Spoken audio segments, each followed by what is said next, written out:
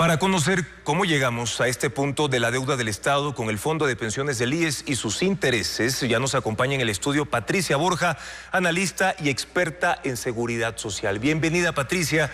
Si miramos de forma retrospectiva, el problema de la deuda con el Fondo de Pensiones comenzó con el expresidente Rafael Correa cuando decide no pagar más del 40% de aporte estatal. ¿Cuánto dejó de pagar el exmandatario?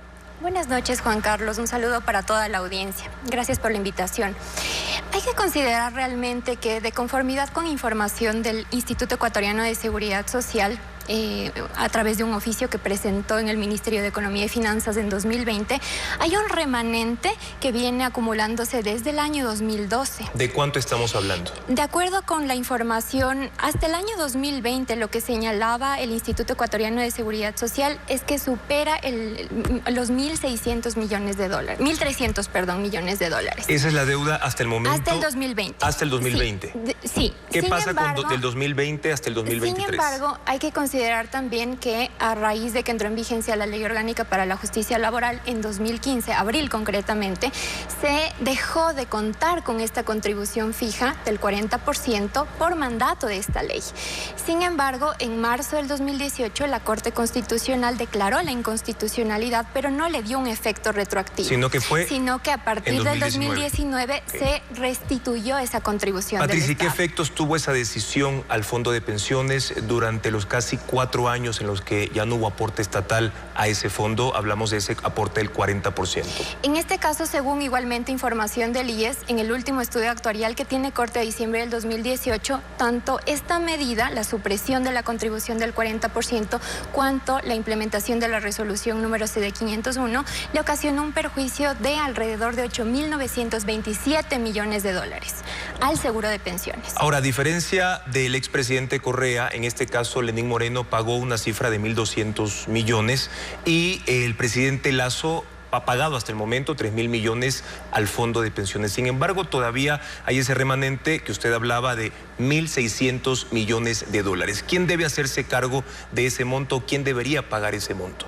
En este caso corresponde a una obligación del Estado establecida por la Constitución, porque es una de las fuentes de financiamiento del sistema de seguridad social, pero desarrollada por la Ley de Seguridad Social, que le corresponde al Estado financiar ese 40% de las pensiones jubilares. Así está previsto por la normativa, pero lamentablemente no ha sido cubierta de forma oportuna. Incluso hay como un antecedente que en el año 2008 se canceló esta deuda histórica por el periodo 1985 hasta el 2007.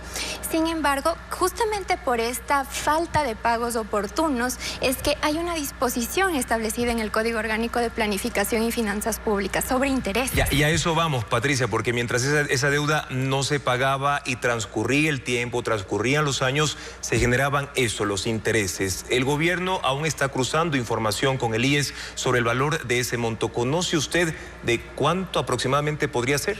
En este caso, por la información que he podido obtener, se estima que aproximadamente son 2.000 millones de dólares por el remanente de la deuda con el Fondo de Pensiones, y solamente en el caso de los intereses son 1.000 millones aproximadamente de dólares. 1.000 millones, reiteramos, solo por intereses. De intereses. Sí, según información del Ministerio de Economía y Finanzas. Eso sería lo que el presidente en este nuevo decreto de ley presentado a la Corte Constitucional ayer está pidiendo, que no se pague esos 1.000 millones por intereses de esta deuda.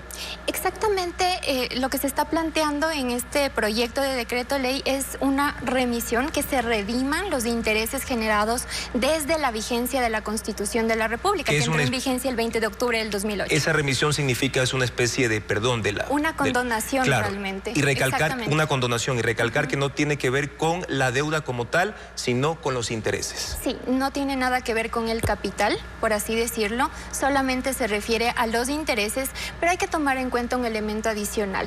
El monto, perdón, Patricia, el monto de esos intereses, nos reitera, 1.000 millones de dólares. Sí, aproximadamente. Pero esa cifra puede variar si esto se tiene que pagar cada mes. El aporte del 40% del Estado al Fondo de Pensiones del Seguro Social se paga de forma mensual. Si continúan retrasos, por ejemplo, esa cifra va a aumentar. Por supuesto.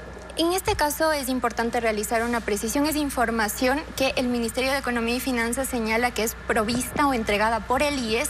Sin embargo, lo que señala el Ministerio de Economía y Finanzas es que todavía no ha sido auditado ese valor, como para tener una cifra exacta y con toda la precisión.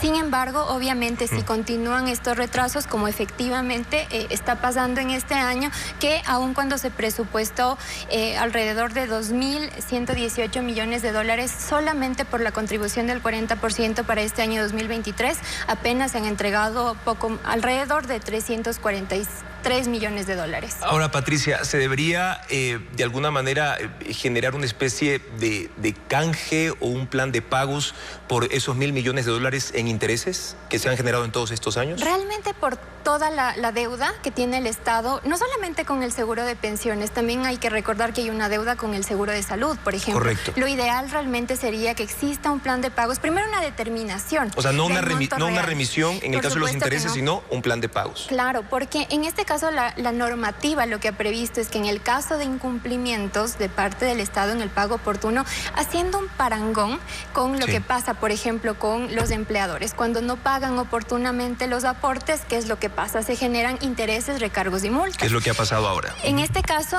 sí. En este caso, lo que la normativa ha previsto, esto es del Código Orgánico de Planificación y Finanzas Públicas, es que se vayan generando intereses cuando no se paga oportunamente. Y esto, eliminar este particular o generar una condonación, es causar realmente un perjuicio adicional. A eso voy. Patricia, ¿usted cree que en caso de que la Corte Constitucional dé luz verde a esta propuesta del Ejecutivo sería un buen negocio para el IES? Realmente sería un perjuicio para el instituto. Si pagan el instituto. capital, en este caso. Pero en este caso los intereses se han previsto como un mecanismo, una consecuencia cuando no cancela oportunamente, porque el IES cuenta con sus presupuestos, sus ingresos, sus egresos, obviamente por las obligaciones, y si no ingresa de forma oportuna una de las fuentes de financiamiento, pues causa perjuicios a la institución, porque tiene que tomar recursos por recuperación de inversiones, por ejemplo, del BIES. Okay. Entonces, por eso se generan los intereses. Gracias. Son los argumentos de Patricia Borja, experta e investigadora en los temas de seguridad social.